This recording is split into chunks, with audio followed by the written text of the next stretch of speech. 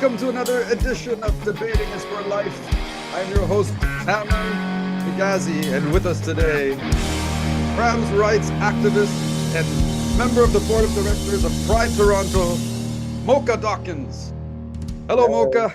Hello, Tamar. How you doing? I'm great. I'm so happy to finally get you in my guest seat. We have a very special connection. You and I met in a very strange circumstance, right? Yes, I was in the Toronto South Detention Center undergoing um uh awaiting a trial for a murder in the second degree. Yeah. Okay, it's out there. Well done, well done. Yes, that's right. And I always tell my students, did you know I did a 16-week stint in prison? And they said, what? I said, what do you think I was in prison? One of them says, DUI. I said, no. The other one said, must be armed robbery. I said, come on. What are you talking Yeah. about? I said, I was in there as a debate coach doing a trial, and you, Moka Dawkins, were in my class, in the prison class. So I just want to give people kind of a visual sense of what this was like. This was the Toronto South Detention Center, which is known as, I guess, a remand jail, or it's the second largest prison in Canada and the first one in Ontario. And this is what all the units look like. So they might be different colors, but they all look exactly like this. So it's kind of like a shared housing facility with about, I think, 40 inmates on every unit. And right over here in this little corner, there is a glass room, and I can give you a better visual, like right there. You remember that? And Yep, that's yep. where we used to have class. and and Mocha, I remember the first day I entered this room, and I think there was 12 prisoners in there with me. And I asked the guard on the way in, I said, is there anything that you guys have in place that's going to protect me? Because I was feeling very nervous. And they said, oh, don't worry about it. There's a blue button on the wall. And if there's any trouble, you just hit the blue button and people will come running within seconds. I said, okay. So as soon as I got in there and all you guys were sitting in front of me, I kept looking around for this blue button, but I couldn't find it anywhere. And when I caught a glimpse of it, and you know where it was? Behind the wall of prisoners Oh on the other. no. And I thought to myself, oh my God, so if something happens, I'm gonna have to fight through all of these guys and then push the. But within, like literally within 1 minute or 2 minutes of starting that first class, I realized I had nothing to worry about. And it was just gonna be jokes and fun and games. And I realized that I don't know, the inmates had no problem with me at all. In fact, they showed me a lot of respect. So can you tell me what it was like to be in that debating class in prison? Yes, it what for me it was rejuvenating because there's not much you can do within the prison besides like chapel programs or institutionally run programs like for anger management and stuff. So what you offered was something out of the ordinary per se, especially for inmates. So yeah, it was great because especially for me, I had to take the stand on a murder trial and practicing my rebuttal skills and at the same time like learning how to control temperament and how Mm. to communicate clearly. Yes. Um, that was something that came in really handy for me. So thank you. You're very welcome, and thank you because you really held the whole class together for me. You were that one person, like every class is like this in teaching, but you were that one student that I could always count on to put your hand up, that's going to answer the questions, that's going to take everything seriously, that's going to keep things moving along. Like you were my go-to student. So thank you, and I appreciated that. And I remember you were also in the same cell as a gentleman named James. Do you remember? Yes, James Ann, I believe his name was. On, right. Yeah. And he was also a very wonderful, articulate, very smart debating student. So I was very grateful to have you both in my class. What was it like being in there as a trans person in a men's prison? It was very difficult. It was so oppressing and suppressing. Um, it took me 2 years of while I was awaiting my trial of advocacy to really get the institution to. Sorry, there's just some sirens in the background here. That's okay. Um, That's some excitement. yeah. Yeah, it took me 2 years of advocacy to get the institution to understand the mental, emotional, and physical um, strain that they were putting on me. I wasn't used to not being able to do my makeup and fix my hair in certain ways and having to show them, the mental crisis that I was going through while on hormone therapy. Um, Does that it's mean that they were letting you continue to do hormone therapy while you were there?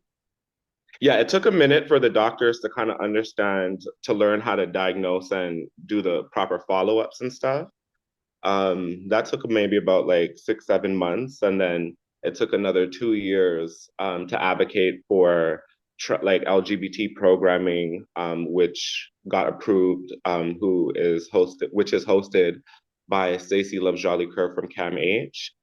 Mhm. Um, I also advocated for the right to have access to the female canteen list. There was nothing on the male canteen list that was suitable for me to use, and I did not enjoy smelling like the other guys on the unit. Like, Okay. it was bothersome for me. Um, so a lot of advocacy in that and being able to self-express myself. So fighting for access to my wig. My hair Mhm. wasn't as long as it is today per se. It's still growing, but Mhm. Mhm. um, it was very it was hard for me to look in the mirror and see something or someone that wasn't me. Wow. Did you run into any trouble with other inmates that I guess were not open to the idea of being housed with a trans person? Yes, yes. At first, it was very difficult. I did have to fight a lot. I was attacked a lot. I was ran at in the shower. People ran at me in my cell. On range, people came and attacked me, but I did fight back. And that's again how I kind of like claimed some of my notoriety within the institution between the guards and the inmates. It's a very different environment than out here in public, and Yeah. um, Yeah. aggressiveness is an assertion for safety in there. That's exactly what was my observation when I got there. Like I learned really quick that basically violence is king in prison, and it's all about showing respect and not being perceived as disrespectful.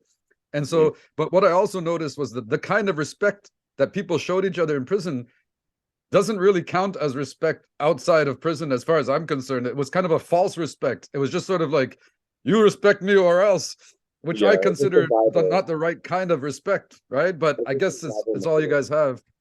Yeah, it's a survival mechanism in there. And because again, like there's not much happening and you have 40 individuals cramped on one unit, and like you can't run different games. So if somebody feels like playing soccer, and a couple of other people feel like playing basketball and there's only 1 yard there and it's so small, that's another conflict that kind of arises in there. That's why violence is king. Wow. That's why the strongest survive per se. Yeah. Yeah. Well, let me tell you, it was a really glowing and prideful moment for me when I arrived one day, and there was two COs that worked in every unit, and one of them said, "Hey, nice to see you. Some of the guys got into a scuffle last night."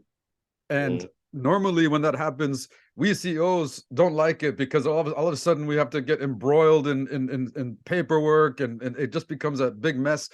But the guys decided that they're going to settle it the debating edge way. And they sat around and did rhetorical activities and expressed themselves and listened to each other and responded precisely. And they said, the CEO told me that we didn't get involved at all and they figured it out. And I thought, wow, that's amazing. I was really, really happy to hear that. Yes, communication is needed inside institutions like that. So Yeah. what you offer is a key resource for a lot of positive instruments to per se occur when there's a high rise of tensions. Yeah. But the other thing I noticed was the communication, the poor or the breakdown in communication is not just between inmates, or inmates and COs, but it's also between the administration and the COs. I interviewed a lot of people in order to make that program, and what I learned was that the COs are basically, the prison is hemorrhaging money because of the high turnaround of COs, and COs are just sort of, they're trained to operate in one unit, and the next morning they're placed in another unit, and so they don't know what's going to happen to them from one day to the next, who they're going to be surrounded by, what problems and conflicts is awaiting them, and so it creates a really anxiety filled situation for them, and nobody communicates to them properly. And I was given the mandate, believe it or not by the warden at that time, is a guy named Mike. Yeah, I The remember. one above him, the regional director of multiple prisons, she's the one who green lighted my program in there, and she told me she wants not only to improve the communication among prisoners, but also among the staff. And so Mhm. I think I stepped on a few toes because a lot of people did not take kindly to that I was actually scrutinizing their behavior as well. And Yeah. There's a lot of the CEOs tend to be comfortable in the units they work with, that they work on. So that's why it's difficult per se, when they go onto a different unit, because the operations, like how they run like yard service and program service and meal service, and depending on what they let the servers do and not do, is different on every range. So when they go on to a different range, the inmates are already used to a certain routine.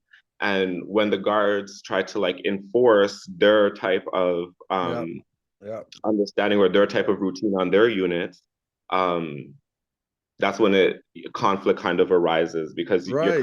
you're taking them out of their everyday kind of norm, you know? And that's what I learned. That's that everybody, not just the inmates, but the guards, everybody wants consistency. They want to Mhm. know what they can expect from each day. And so when a new guard arrives and they don't deliver the leftover apple from one inmate to the other, suddenly there's a problem. And that's what Yeah, people on the outside don't understand. Like the simplest things like getting an extra apple can cause a huge grievance, and it might end up in a guard getting attacked and somebody ending up in the hole. yeah. Much in there. Everything is already taken from you. They take everything from you. So the little that you can acquire for yourself, you kind of want to just hold, because you don't have much to kind of give you any comfort. So per se, like today, now I could go to my kitchen, like eat whatever I want, get some comfort food per se. But if something was bothering me, and I wanted to shut my mouth instead of opening my mouth, I would want my apple or my snack to kind of just eat, and kind of digress that way. So that's why it's very important. Those types of um how could I word it? Those types of, I don't even know what you call it, experiences, the vulnerabilities. I have no idea. But that's why those types of things occur within prison, is because Yeah. the inmates themselves, they really don't have much. And on top of that, like they do suffer like with a lot of lockdowns and stuff like that. So Right. anything you can acquire, like when you could make your trades and stuff like that, Yeah. it's beneficial for the inmates, because it keeps them at a behave type level, Right. Right. as they say. That's inside the cell and outside the cell, you I know? don't know if you realize this, Mocha, but besides doing your unit's debate program, I think we did level one of my 3-level debate program. I also did a project in the hole. Did you know that? No, I did not know that. I debated my way into solitary, and they let me teach 4 guys with 4 guards. I had 4 guards and 4 guys in the hole in a much smaller room than what we had. And let me tell you, that was something else. And that wasn't a debating program, but it was a kind of a life skills communication program. And we called it the Earn Your Way Out of the Hole program. So at the end of it, they had to convince a panel of senior workers that they deserve to go back into the general population. And it was all done with a rubric and speaking skills, and it was pretty amazing. Like the results, pretty amazing. Hmm. Um, in any case, I think it was the only time any program was allowed to be in the hole, and before or since.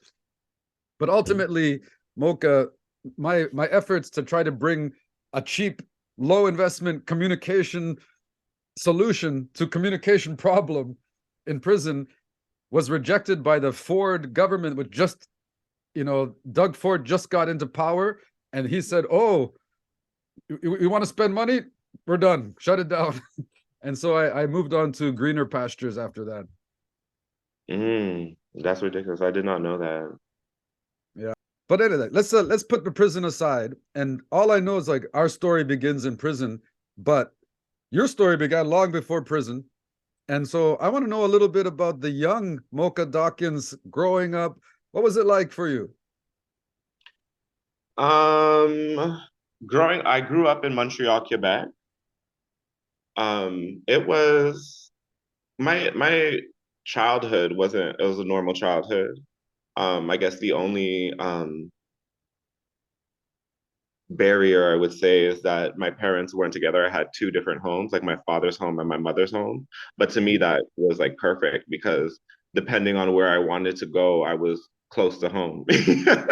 You know what I'm saying? Yeah. So that was a plus for me. But I had a good childhood. I still have all my friends from my childhood to today. Um, yeah, not much to say about it, but it was good. Okay, good. Well, I'm happy to hear it, and I suspected your childhood was pretty good because you really are such a pleasant person. You have a really like a good character, and I knew that there was some solid foundation behind all of that. I want to congratulate you for doing so much good work. How did you get to be on the board of directors for Toronto Pride? Community called me and asked me. They said we need. There They came was to you. Awesome, man. yeah. Awesome. They literally came to me. They literally called me, and they're like, nominations are coming up for the board of director. We would love for you to run. There was a lot of with the previous board. There was a lot of miscommunication and misdealings with financial grants and stuff like that, which left a lot of like the two-spirited LGBT communities, the indigenous communities, at a loss of financial gain. And they needed somebody they could trust who's really going to advocate for them and make sure that, whatever fundings are being approved are being distributed into the correct streams that they have to go into. So I I heard their cry, like, it was a lot of them, and they like begged me because it's not a Well, simple when you put it circulation like money. that, how can you say no? But Yeah. Mocha, when is the Pride Parade this year or every year? And where will I find you if I go to see it? Okay, so the Pride Parade itself, I believe, starts June 20th, but the Pride Festival starts it's the month of June, so it starts from June 1st. So there's various events happening through the month. Where you could find me is at a lot of events. The board does have to show up and represent at some of them. If you're looking for a particular event to find me, you will definitely see me with Saucy Santana. So that is our headliner for the Pride event this year. I will be there in the VIP section. Maybe I might come out in the general admission. I might come say hi, depending on how I'm feeling. Sometimes I like to sit down. But yeah, that's the event you'll find me at as the main event for sure. Cool. Okay, are you ready to start with our first activity of the day?